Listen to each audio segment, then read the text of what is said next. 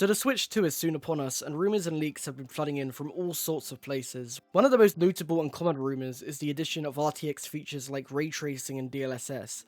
And people seem to be really hyped about this. They think it will make the Switch 2 way more performant and will make it so games will look amazing while barely using any power. But I think people really don't understand how DLSS and RT works, and comparing DLSS from desktop cards to the DLSS and RT we will see on the Switch 2 is very naive and isn't going to end well for their expectations. First off, DLSS on Switch 2 will be vastly different to DLSS on PC.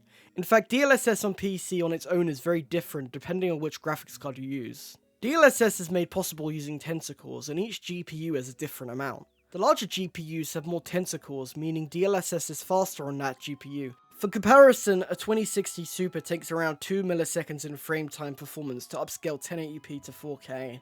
But a 4090 it takes around half a millisecond in frame time performance, meaning that frame time you're not using can be used to make games run faster.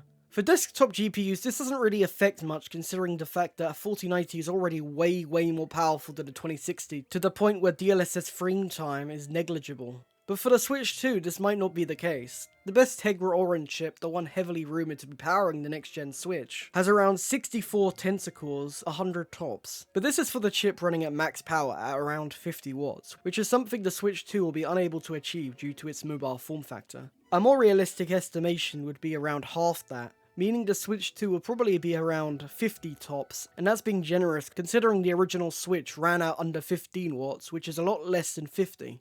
Basing from calculations previously done by Digital Foundry, which implied the Switch 2 would have an even lower performance at 20 tops, the performance we would get from the Switch 2 would be around 4 milliseconds from 1080p to 2K, which is around double what the 2060 can do. Now it's a lot better than what it would be with 20 tops, which is around 10 milliseconds, but I think people expecting free performance from this are going to be very surprised when games aren't performing as well or looking as good as they want. I expect most Switch games to upscale from 1080p or slightly below that to 1440p, with maybe some very basic games upscaling to 4K, if not run at 4K natively. Another thing that people seem to think is that DLSS 3 will be coming to the Switch, which is an Adder Lovelace feature that has nothing to do with the Ampere feature set. Yes, some Lovelace efficiency features will be ported back to the Switch 2 SoC, but it's very unlikely DLSS 3 will be coming, especially considering that also has a performance and power cost of its own. Now for RT, I don't think as many people are expecting amazing things from the Switch 2 in regards to it.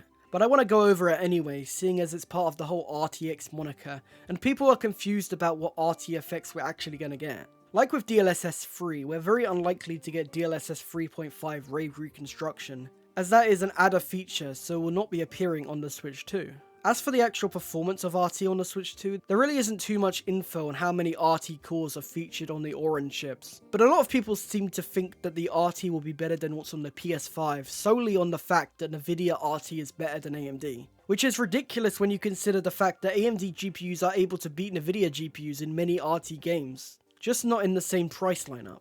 AMD RT isn't unusable. If you play Spider-Man Remastered, that would be obvious. I think it's very unlikely the Switch 2 will be using RT for any games considering how power constrained the system already is, and how ray tracing requires extra memory to be used, something the Switch 2 will be lacking as well.